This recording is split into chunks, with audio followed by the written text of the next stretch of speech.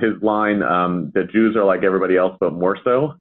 And that's consistent here. So American Jews are just enacting the partisan divide in America through the prism and framework of our own communities, but it like feels more exacerbated in the context of Jewish communities.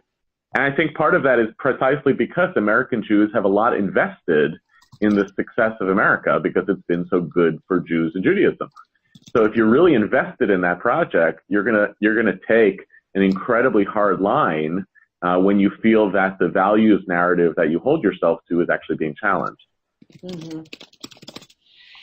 So I just wonder, do you think that there's anything about that, the fact that was so well said, I have to go back to see American Jews are like everybody else, just more so.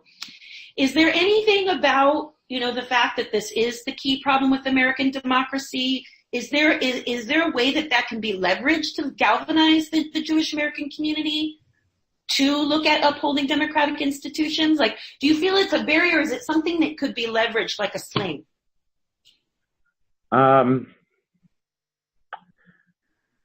Look, a big part of our work is about it relates to the same project as relates to American Jews in Israel. And on that issue, which is a separate issue, I'm very averse to the use of crisis language to get people to round their heads around what's a more complicated social problem. And here too, I'm a little bit reluctant to use the crisis narrative with American Jews of like, hey guys, we're screwing this up, and we are becoming complicit in the eroding of American democracy because we think it's in our own short-term self-interest. There has to be some way of cultivating, and this is what we see our work is, cultivating a conversation among Jews of different political persuasions about the shared principles that operate underneath their understanding of the relationship between their Jewish values and American values. To get people to a place of recognizing, both conservative-leaning Jews and liberal-leaning Jews really believe in democracy and voting rights. They may believe that their various candidates and political parties express those values more effectively, but the majority of us are still committed to some core foundational values. And how do we move the conversation back to there? Because then it will make us more attuned to when there are cynical forces that are trying to dismantle those efforts. So I'm just reluctant about the crisis piece. I hear you. There's enough crisis language. I guess what I was suggesting is kind of the opposite, which is this is an opportunity to show America that a community divided can actually come together. Is there an opportunity there to be a way show? So I do think, yes. Look, a colleague and friend of mine wrote a piece recently that I think is worth putting on your list, which it was in the Wall Street Journal. Her name is Abigail Schreier. She wrote a piece in the Wall Street Journal about what she calls the new alliance between Orthodox Jews and evangelicals, as witness to the fact that these are groups that never would have seen themselves as aligned, and now wonderfully they do. And her blind spot, which I'm engaged in an extensive debate with her about right now, is they are aligned simply because they're voting for the same political parties, not because they actually have. In other words, you're claiming that these are strong ideological groups, but their ideological affiliation is the Republican Party.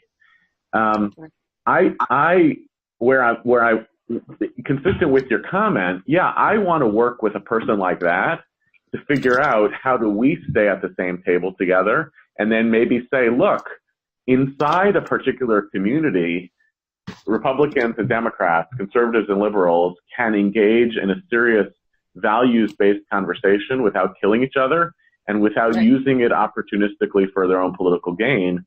Could we expand that outward?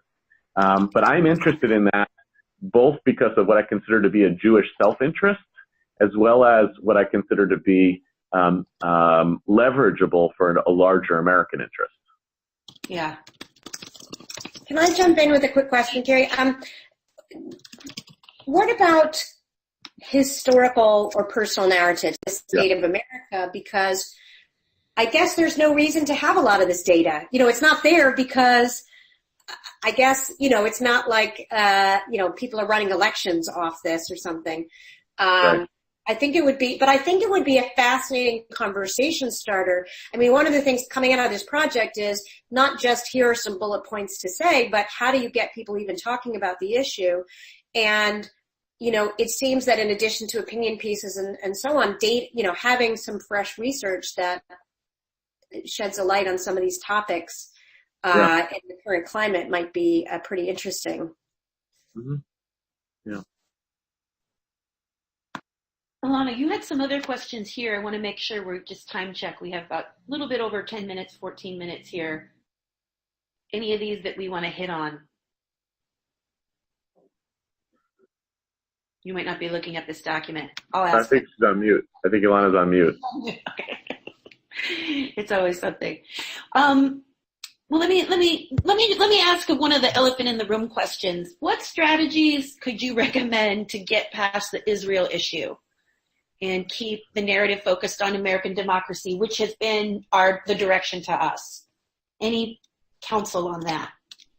So my own personal work on this is around, I've written a few pieces on this now around that the 20th century story for the Jewish people worldwide was about the search for home, and the 21st century story is about at-homeness. And what that does in some ways is I find it actually disarms people a little bit, because then they're putting the whole question of, when you say to American Jews, look, American Jews, you just talk about America as home, then you invite this visceral reaction. No, Israel is the home.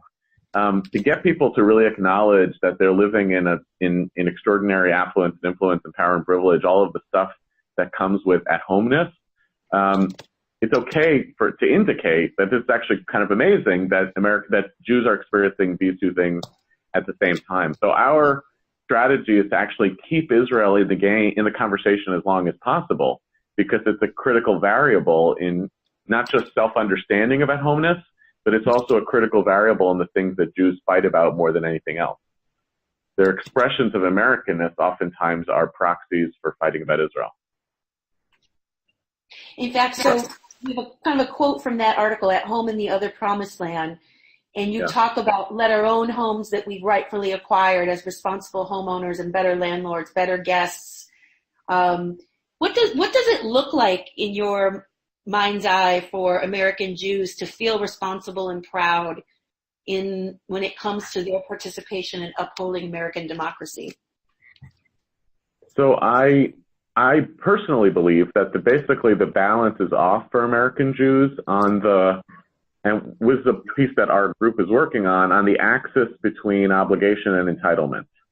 That America allows its citizens to use the instruments of democracy and the instruments of rights to make all sorts of claims for themselves. And many religious minority groups have thrived precisely because they have used the instruments of the Constitution to facilitate their own thriving.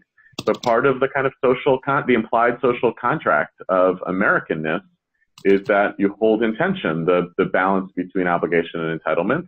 And it feels to me that part of what has gone off the rails is the amount of expressions of Americanness as self-interest, honestly, by both liberals and conservatives, as vehicles of appreciating Americanness. How do we reset that balance?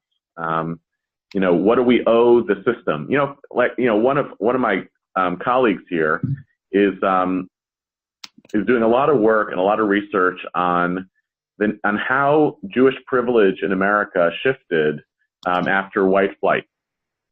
Jews as one of the primary beneficiaries of white flight and the building of the Jewish parochial school system that came together with that as a kind of opting out of the public school system.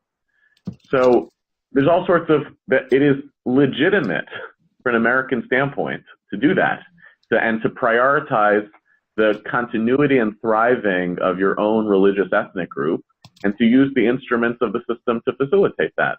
But what are the